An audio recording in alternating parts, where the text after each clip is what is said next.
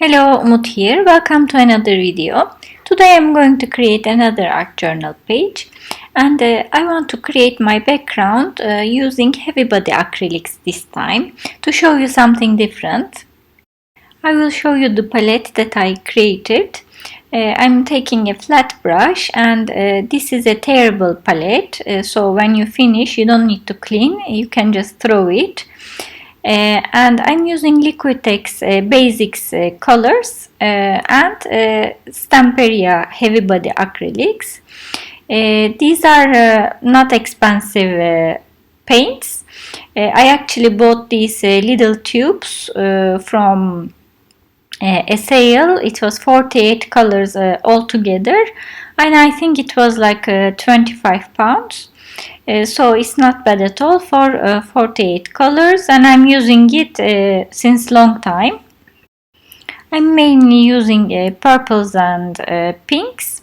I'll just wet my pages a little bit, not too much, to move the paint easier, because these are heavy bodies and they are more dense than the mixed media acrylics that we use normally.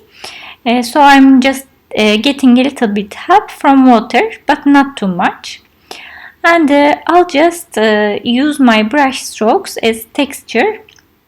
I just protected my other pages so that I can work comfortably. My art journal is very bulky, so it's a bit difficult to work on this page, but we'll soldier on. I'm just letting my brush do the work and create a nice brush stroke texture. I am mixing my colors as I wish. For now I decided to start from light, go to dark, to purple tones, but not to have a boring background. I'm just mixing some dark and light colors anyway, and I am just brushing at the same direction as you see. Acrylic paints dry very fast. This can be an advantage and disadvantage. I love acrylics, as you know if you follow my channel. I love using them as backgrounds generally, as well as other mediums, but it's just my favorite. And because they dry quickly and they are permanent when they dry, it's impossible to spoil it. I really like to work with them. As you see, even to give interest, sometimes I'm just dipping my brush in white so that I don't have a flat background. There is movement. This variation in color between dark and light creates more energy, and it's more pleasing to the eye to look at something moving and unexpected than a flat background moving from light to dark. And as you see, as I move on, I will even make more variations between purple and pink as well.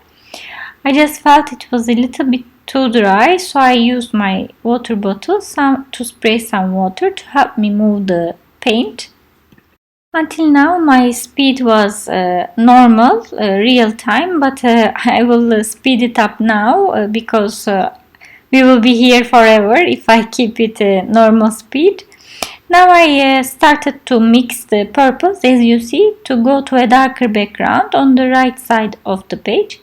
However, I am taking a little bit purple and spreading on the other side of the page, as I said before, to have more movement, more unexpected, and also to have a balance between the two pages.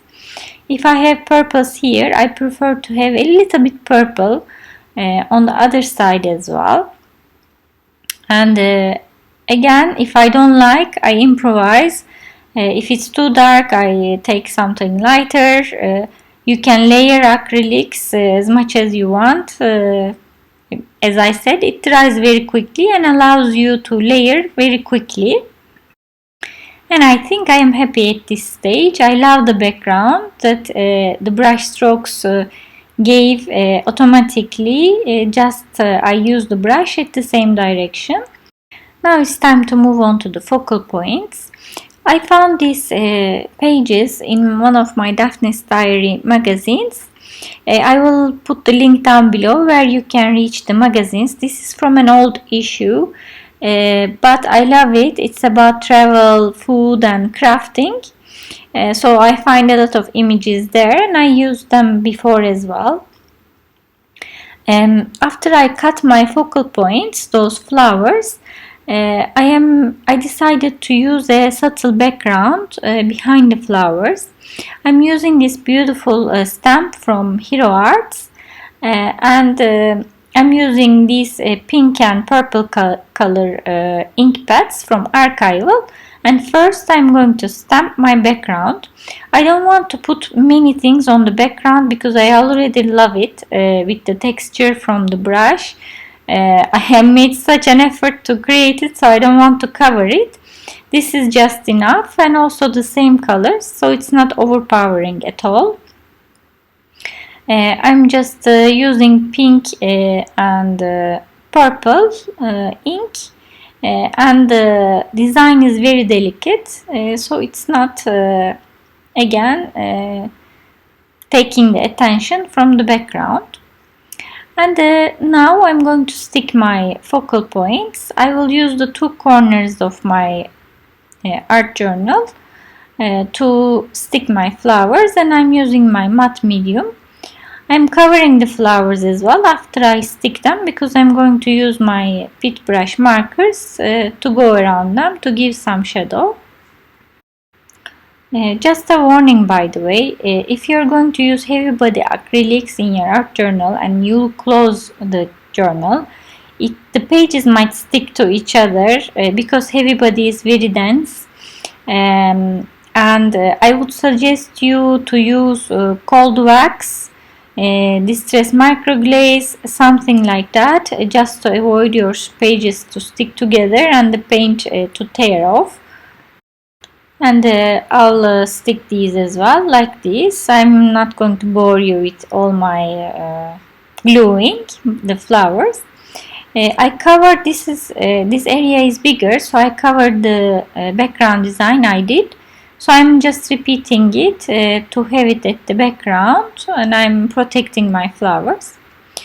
I took a darker purple pit brush marker to give some shadowing behind my flowers.